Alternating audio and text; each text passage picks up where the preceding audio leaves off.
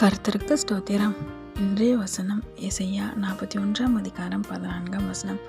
பயப்படாதே, நான் உனக்கு துணை நிற்கிறேன்.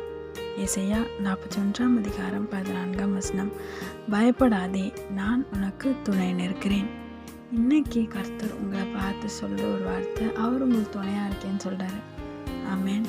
உங்களை பார்த்து சொல்கிறாரு, பயப்படாதீங்க, நான் உன் கூட இருக்கேன், உனக்கு துணையாக இருக்கேன்னு சொல்கிறாரு. ஏதோ ஒரு காரியத்தை குறித்து கலங்கி போயிருக்கீங்களே, இது எப்படி செய்து முடிப்பேன், இது என்னவா நடக்கும், நாளைக்கு ரிசல்ட்ஸ், இது என்னவா நடக்கும் அப்படின்னு சொல்லி பயந்து போய் கலங்கி போய் ஒரு கலக்கத்தோடு இருக்கிறீங்க. ஏசப்பா இன்னைக்கு உங்களை பார்த்து சொல்கிறாரு, பயப்படாத, நான் உனக்கு துணையாக இருக்கிறேன். ஃபீஸ் தேவை சந்திக்கப்படும், காலேஜ் அட்மிஷன்ஸ் தேவை சந்திக்கப்படும், எல்லாமே உனக்கு நான் செய்து உனக்கு துணையாக இருந்தோன்னு ஆசீர்வதிப்பேன்னு சொல்கிறாரு. ஆமேன். விசுவாசிக்கிறீங்களா?